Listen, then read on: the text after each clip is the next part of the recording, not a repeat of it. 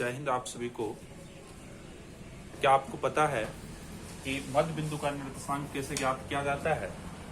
यदि पता नहीं आपको और आप क्लास 10th में पढ़ रहे हैं तो आइए आप हमसे जुड़ करके मध्य बिंदु का निर्देशांक कैसे ज्ञात किया जा सकता है इसको जानने का प्रयास करते हैं। पहले तो इसका सूत्र कैसे निकाला जा सकता है उसको देखते हैं और फिर सवाल पर हम लोग चलेंगे। ठीक है, देखिए मध्य बिंदु का जो निर्देशांक होता है तो पहले तो हम लोग एक सपोज दैट रेखा ले लेंगे, इसको मान लेंगे ए बी।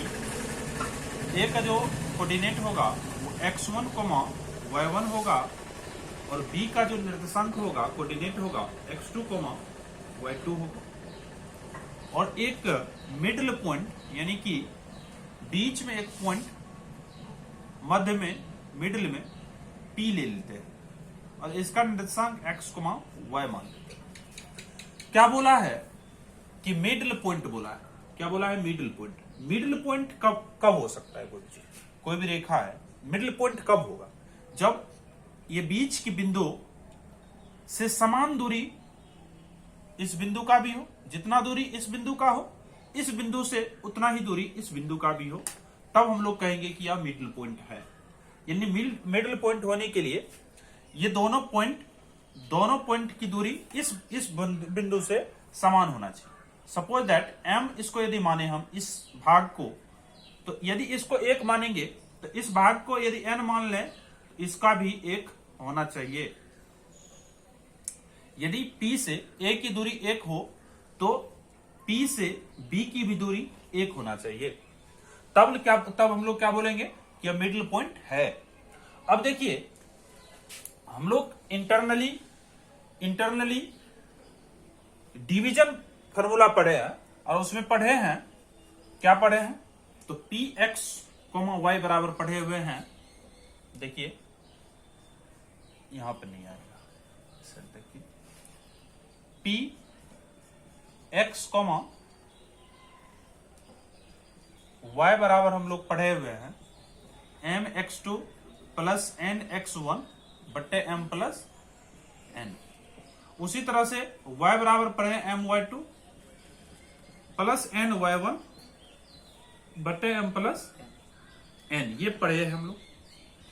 अब देखिए m 1 है, n 1 है। अब यहाँ पे 2 भी हो सकता है, 2 भी हो सकता है, 3 हो सकता है, 3 हो सकता है, 4 हो सकता है, 4। जितना इधर उतना ही इधर होना चाहिए, मिडिल तभी होगा। यदि हम 1 माने तो इधर भी 1 माने हैं। अब m का भी वैल्यू क्या? 1, n का भी वैल्यू क्या? 1। यानी कि यह जो डिवीजन है वो 1:1 में डिवीजन है।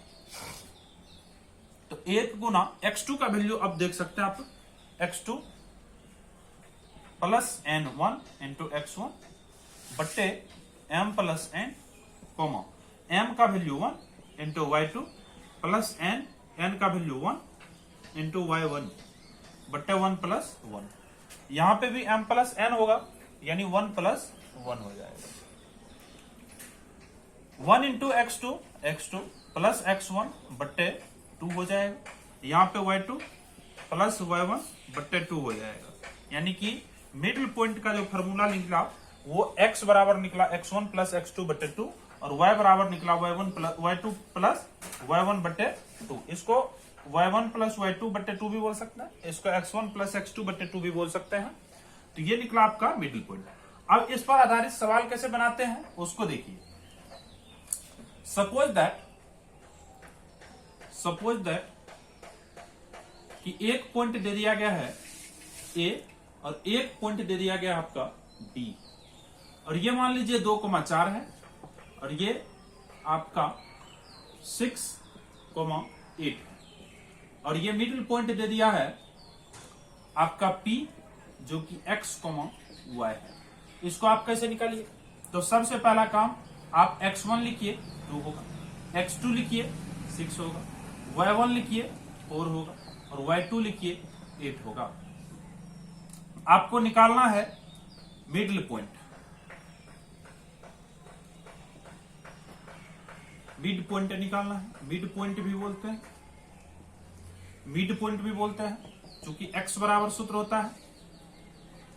चलिए एक साथ ले लेते हैं, पी एक्स y बराबर P, x का वैल्यू x1 प्लस x2 बट्टे 2 और y का वैल्यू y1 प्लस y2 बट्टे 2। ये हो जाएगा P, x1 का वैल्यू है 2 प्लस 6 अपॉन 2, ये हो जाएगा 4 प्लस 8 अपॉन 2, ये हो जाएगा P 8 अपॉन 2 कॉमा 12 अपॉन 2। इससे 2 से कटेगा 8 4 बार में, 2 से कटेगा 12, 2 छाके 12 6 बार में। तो ये मिड पॉइंट निकल जाएगा P 4,6। यह पॉइंट निकला आपका 4,6। ठीक है, इस तरह से आप निकाल सकते हैं। अब आपको एक होमवर्क दे रहे हैं आप प्रैक्टिस के लिए कि मान लीजिए ए बिंदु है -2, -4 और बी बिंदु है आपका 6,8। आप इस P बिंदु का वैल्यू निकालिए। ठीक है, मिड पॉइंट है तो ये आपका HW हुआ। बाकी आगे देखने के लिए आप नेक्स्ट वीडियो देख सकते हैं। धन्यवाद।